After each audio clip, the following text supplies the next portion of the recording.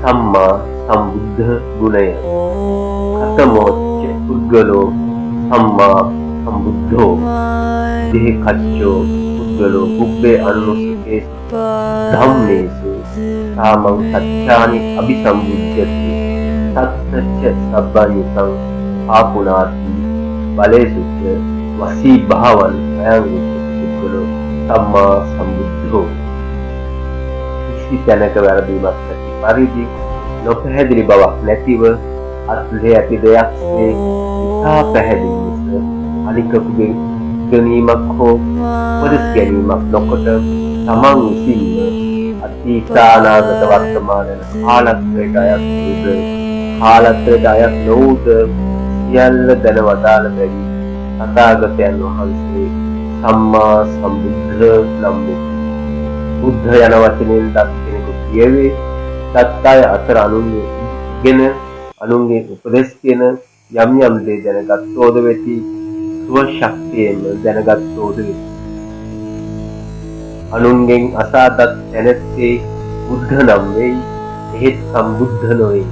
අනුන්ගේ උපකාරයක් නැතිව ස්ව ශක්තියෙන් දත් ඇත්තෝ සම්බුද්ධ නම් වෙයි. සම්බුද්ධ යන නාමය ලැබෙන්නේ පස්සේ බුදුවරුන්ට හා ලෞතර බුදුවරුන්ට පමණ. සම්බුද්ධ වූද පස්සේ බුදු වූ සියල්ල නොදනි. ලෞතර බුදු වූ සියල්ලම දනි. වැරදීමක් නැතිවම දනි. අපැහැදිලිකමක් නැතිව පැහැදිලි ලෙසම දනි.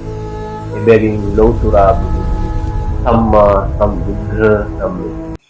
සම්මා සම්බුද්ධ යන වචනය අභිධර්ම පිටකයේ පුද්ගල පඤ්ඤප්ති පකරණේ එසේ විස්තර වේ. කතමෝච පුද්ගලෝ සම්මා සම්බුද්ධෝ තේ කච්චෝ පුද්ගලෝ පුබ්බේ අනුසුකේසු ධම්මේසු සාමං සච්ඡානි අபிසම්බුද්ධ සත්තච්ච සබ්බඤුතං ආපුනාති බලේසු ච වසී භාවං අයං උච්චති පුද්ගලෝ සම්මා සම්බුද්ධෝ. යම් පුද්ගලයේ අනිකකුගේ ලෝසා ස්ව ශක්තියෙන්ම කාණ්ඩාදී ධර්ම විෂයෙහි සතු සත්‍ය දැනගනීද කිසිවක් ඉතිරි නොවන පරිදි සියල්ල පිළිබඳව සත්‍ය දැනි ගැනීම වශයෙන් සර්වඥත්වයට පැමිණේද බලයන්හි වශී භාවය ලබන්නේද මේ පුද්ගල තෙමේ සම්්‍යක් සම්බුද්ධ නම් වේය යනුයි අදහස. අප බෝධිසත්වයන් වහන්සේ අතීත බුදු සසුන් වල පැවිදිව ත්‍රිපිටක ධර්ම ඉගෙන සමත විදර්ශනා භාවනාවන් යෙදී ඇති බැවින් පෙර ජාතිවල ඒ ධර්ම අසාය. එහෙත් බුදුවන ජාතියේදී උන්වහන්සේ විසින් චතුස්සත්‍යයේ වචන මාත්‍රේ පවා අනිත් අසා නැත.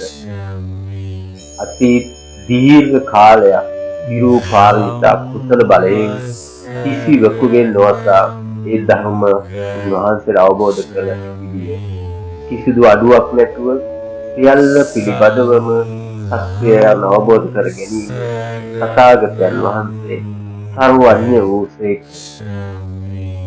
සර්වඥතා ඥානය ලැබෙනු සමගම දසබල ඥානයෝද උන්වහන්සේට ඇති වූ.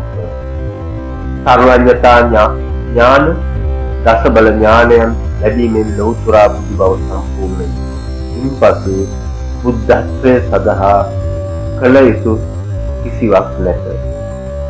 ලෞතර බුදුවරු පස්සේ බුදුවරු හැර සෙස්සන්ට අනුන්ගෙන් නොඅසා චතුස්සත්‍යයන් දත හැකි නොවන්නේ ඒවා ඉතා ගැඹුරු නිසායි.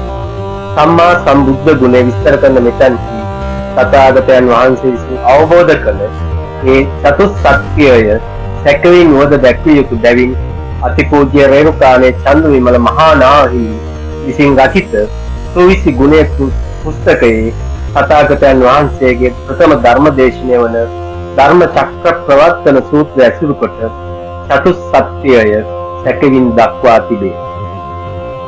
මෙම පැහැදිලි කිරීම සියල්ලම අතිපූජ්‍ය රේරුකාණේ චන්දු විමල මහා නාමයෙන් රචිත සුවිසි ගුණ පුස්තකයෙන් උත්සාහ ගන්නා ලදී. මේ සියලු හිමිකම් අතිපූජ්‍ය රේරුකාණේ චන්දු විමල මහා නාමයෙන් රචිත සුවිසි ගුණය පුස්තකයේ සතුනේ